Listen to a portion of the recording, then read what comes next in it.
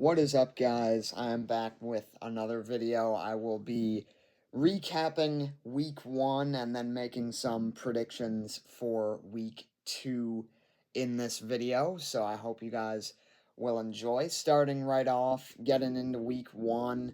What a week it was, man. Three top 10 matchups, another top 10 team downed. It was an insane week. So, a lot to get into, so let's get right into it. Starting off, probably the biggest game, well, definitely the biggest game, Texas, Ohio State.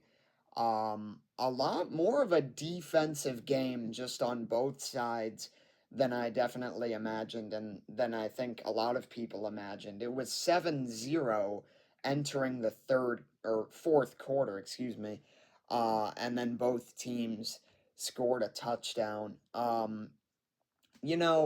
think it is far too early to, dump off Arch Manning as this bum and this bust, if you will. I don't think he's either of those things. I guess time will tell, but I don't think it's necessarily fair to call him either of those things when, his first start in his first full season as the starter are against the national champions, the reigning national champions, at their place in a sold out stadium. Mind you, Ohio State's defensive coordinator won multiple Super Bowls doing the same thing with the Patriots. Now, we'll get into another coach who won many Super Bowls with the Patriots and did not do so well in a little bit.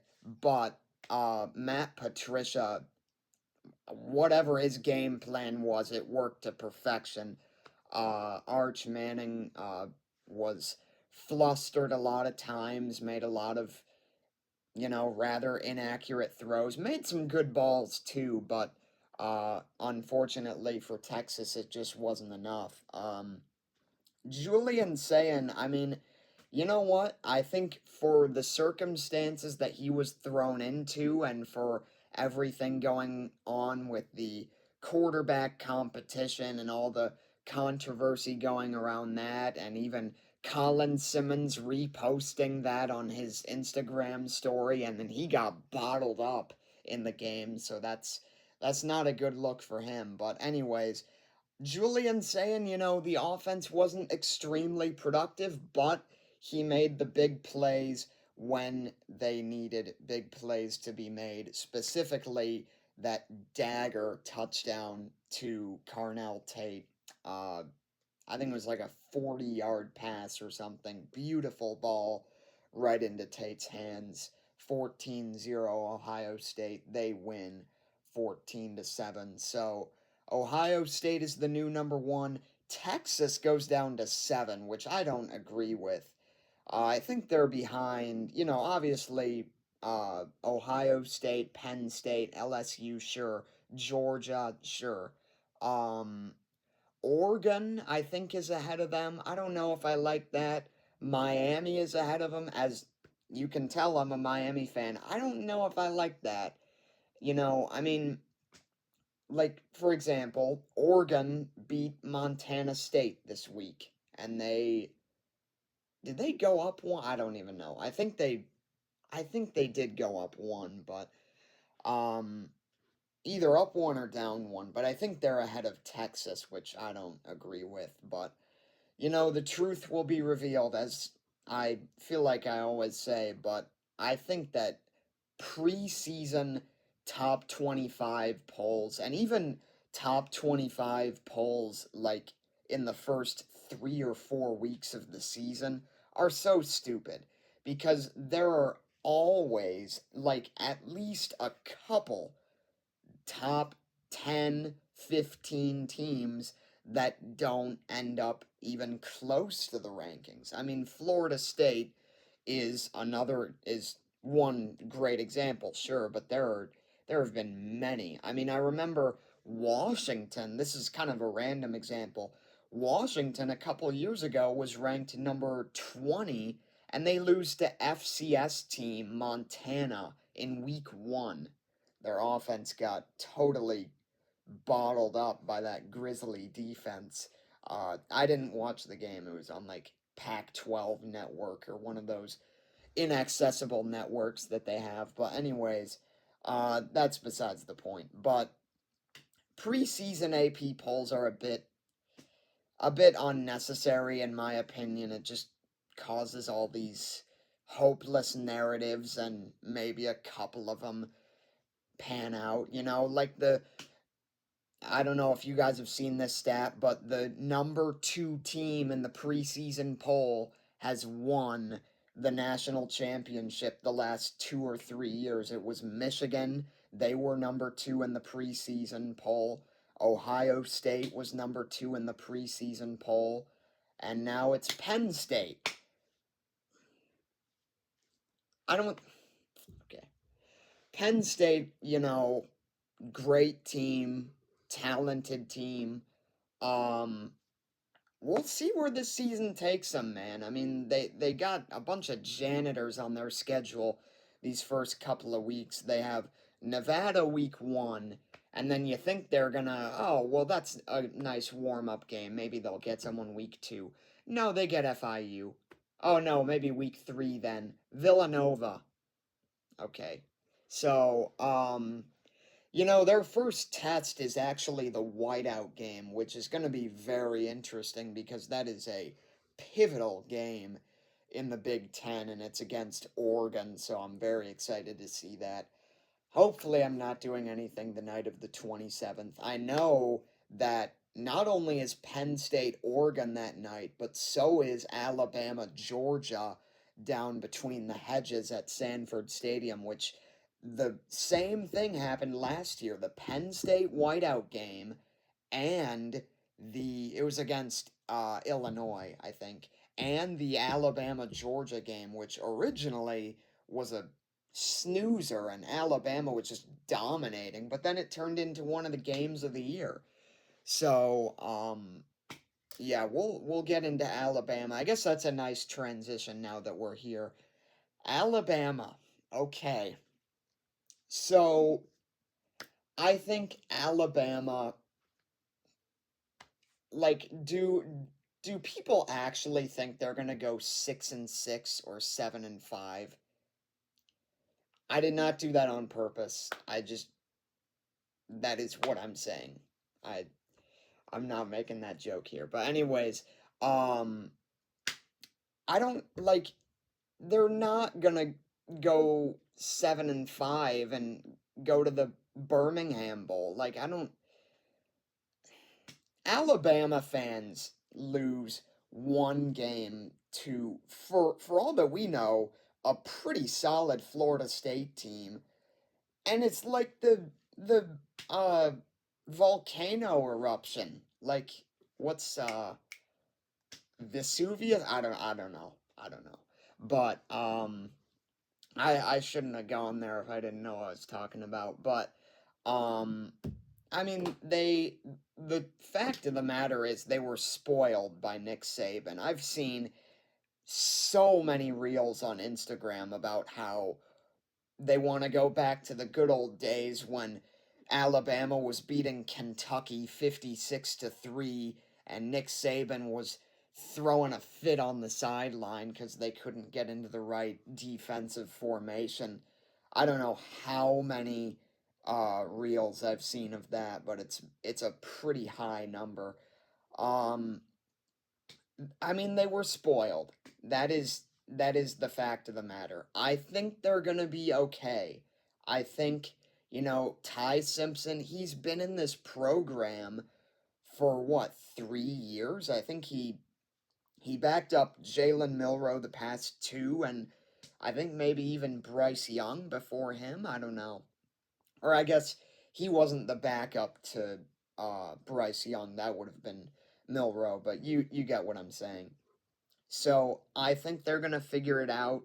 They have a ULM this Saturday, who actually they did lose to back in like when I was born or something, 2007, I think.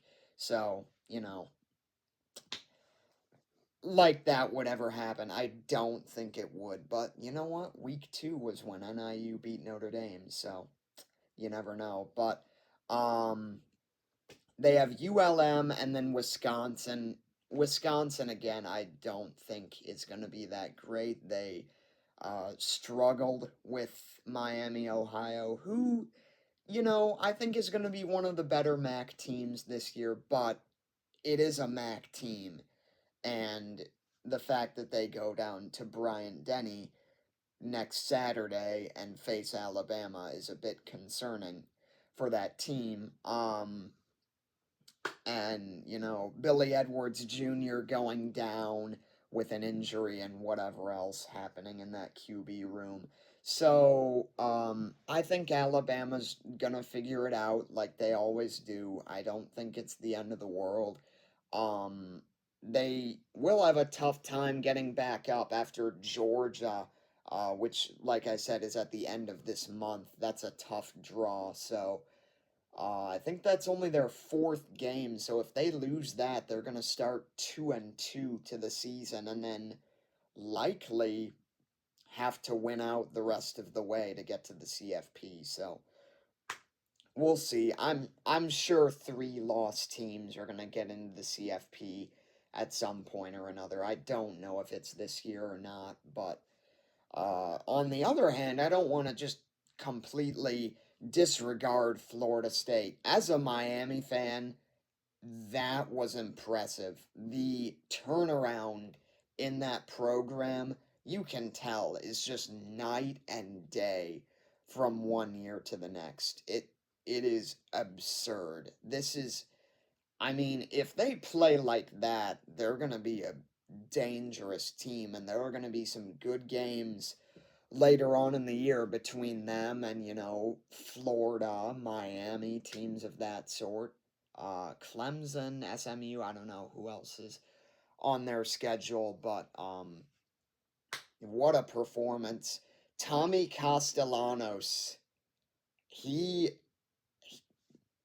that's pretty cool. That's pretty cool. He came in there.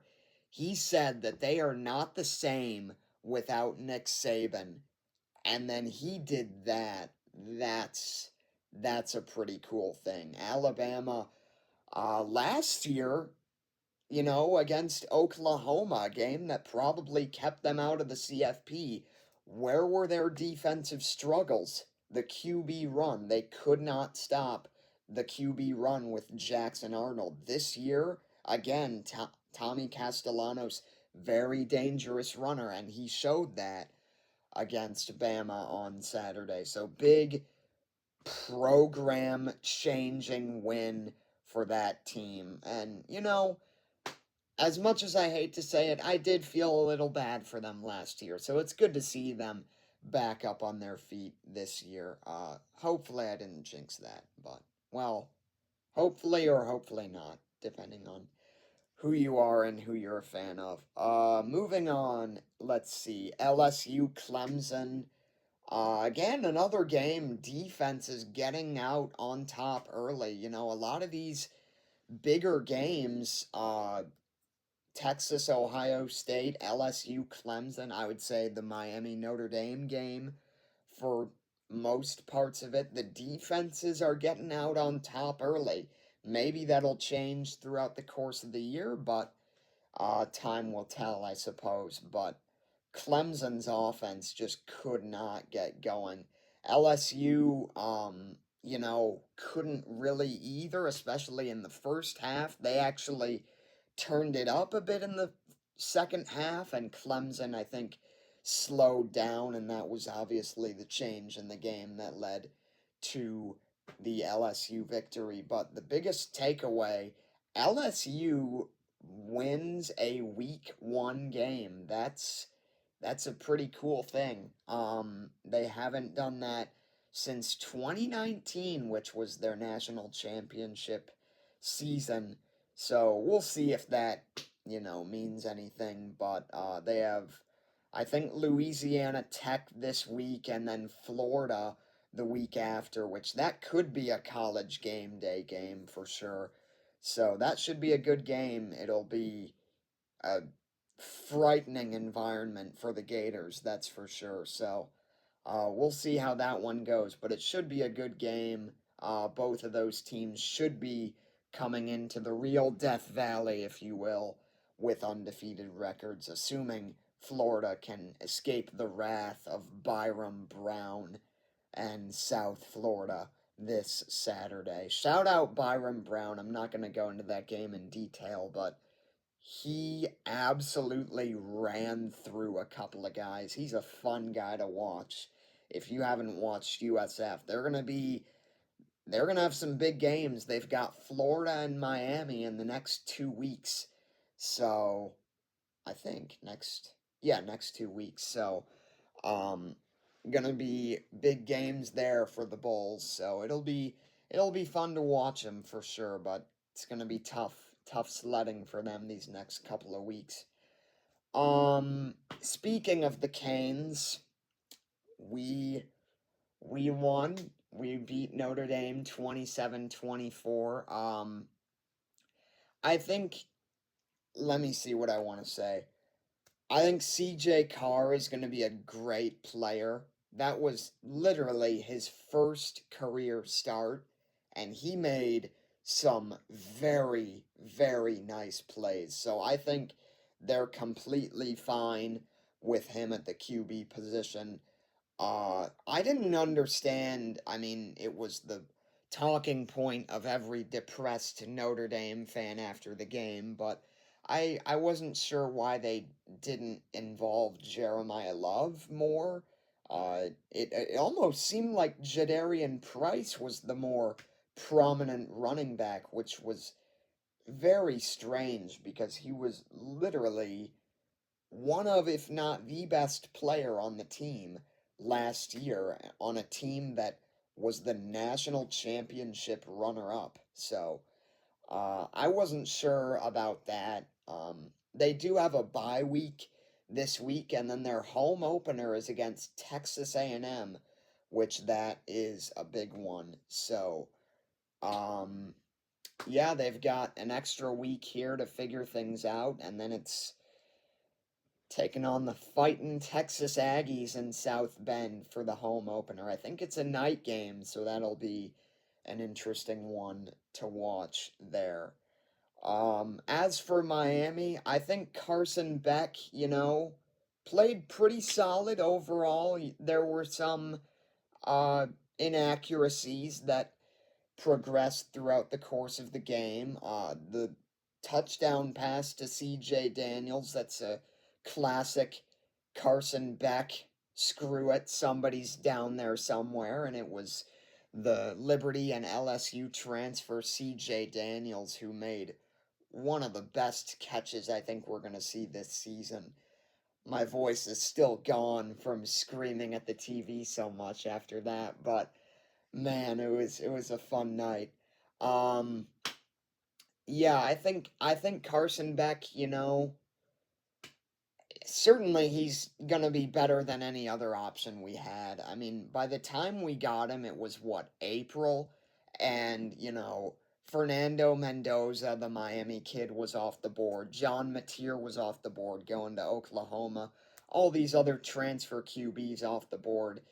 And, of the existing QB room, Emory Williams, the main guy, I don't know if I don't think we win the game with him in there. I think the experience, the veteran presence of Carson Beck is key in those big games. So we'll see how he progresses throughout the course of the year. Hopefully, he is planning on returning more to that 2023 form than 2024 last year. So we'll see how the cards may fall, or the dice may roll, or whatever it is. I don't know. But nice win for the Canes. We've got Bethune Cookman coming to town this week. I sure hope we don't lose that. So yeah, those are my thoughts on that game. TCU UNC, probably the last one I'm gonna cover. Man, you know UNC, it's so hard to predict when a team of 70, 80 transfers just populates an entire new team. You never know what you're going to get. Like, Florida State was very similar to that last year. But you know who else was? Indiana, a CFP team. So I think UNC they were kind of like a one of two ways team. I mean, they had a very high floor and a very low ceiling. Or um, let me try that again. A very high ceiling and a very low floor, and the floor, um, they ran into the floor and quite possibly went through it on Monday night. It was brutal. And I don't know, Gio Lopez, like, first off, shout out my lefty QBs. I think both of them are lefties over there at UNC, so shout out my lefty QBs representing. But um he completed what, four passes? I mean, I don't know what the game plan was for him there. I mean, they had this one cookie cutter, just beautiful drive right down the field. UNC fans freaking out. They drop the mic. That's it. It's over. They get outscored 48-7 the rest of the night. So I don't think Gio Lopez is the guy, quite honestly. I maybe just the moment was too big for him and he'll, develop into that guy that they need him to be throughout the season, but um, Max Johnson was what, 9 for 10 that night, so he had, all things considered, a much more complete performance than Gio Lopez did, and he, has that experience at Texas A&M, at UNC. So, we'll see. We'll see what Belichick and company decide to do there, but that was something. Um, Made a lot of ACC fans across the country, wherever you may be, in Stanford or Boston or wherever else. A lot of fans went to their phones checking to see if UNC was on the schedule, because that looks like an easy win right now. So they're on the road against Charlotte, I believe. That's, kind of just a save the program kind of game for them right now, because when you hit rock bottom, which I'm pretty sure they did, I think there's only one way to go. So we'll see if there's any further further ways down to go for the Tar Heels, but that is to be determined tomorrow. Quickly, I'm just gonna fire off like five predictions here for tomorrow's games. Iowa State, the Cy Hawk Trophy, one of the more, I think, underrated rivalries in college football, one of the best in-state rivalries in the game. I think it's gonna be one of those gritty 20-17 kind of games, and it's a who wants it more game. That's the physical, gritty, tough brand of football that both Matt Campbell and Kirk Ferentz want their teams to be playing. Ultimately, I think this one leans to the Cyclones tomorrow, but I feel like for some reason the road team has been more successful as of recently in that series. So, you never know. Maybe this is a statement game for the Hawkeyes. So, it'll be a good game to watch. I would be watching, but I have my ACT tomorrow morning. So, uh, yeah, great timing there. Kansas Mizzou, the border war coming back. That's a nice game to have.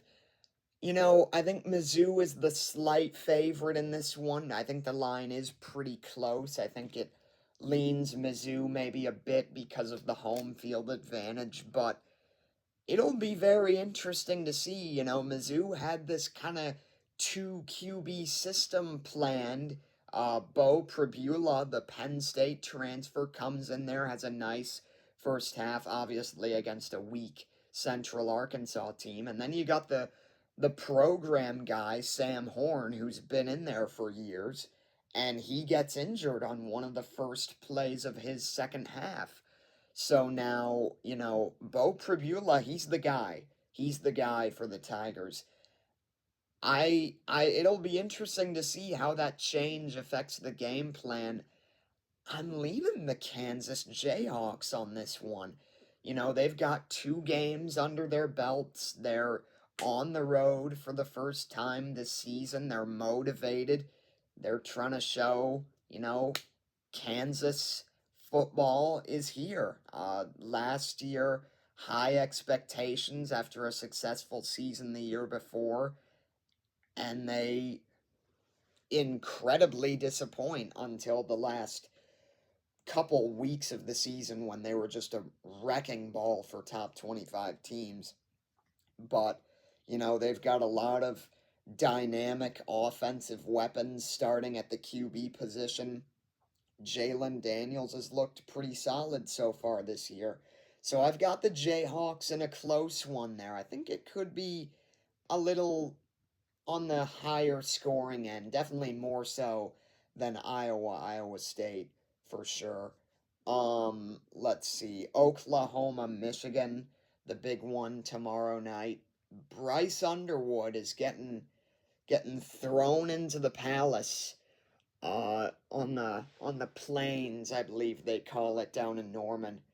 Um this is a good game, man. This is, I think, as a college football fan, this is one that, there are definitely explanations for both sides, and this is, it could be a close game, it could be a blowout either way. I think this one is also going to be more of a defensive game, if you ask me. I think, uh, Brent Venables, obviously long time defensive coordinator at Clemson and then comes here to coach the Sooners. He's a very strong defensive minded coach. Offensively, I don't know if that's the case. And I think on the other end, Bryce Underwood getting thrown into this situation here with very little experience at this level. So we'll see how it all works out. I've got a defensive game, and I think it's the Sooners who come out on top at home. That dynamic, playmaker experience, if you will. They've got guys like John Mateer, Jaden Ott from Cal. Those are going to be guys who, have been in these big moments. Maybe not this big, but at least to some extent, and I think they'll be ready. I've got the Sooners in a close one tomorrow. So those are my picks for, I think, the 3 biggest games tomorrow. Hopefully I'm not missing any. Um so yeah, I will see you guys in the next one for likely a week 2 reaction, and we can see how wrong or maybe right I was. So I will see you guys in the next one.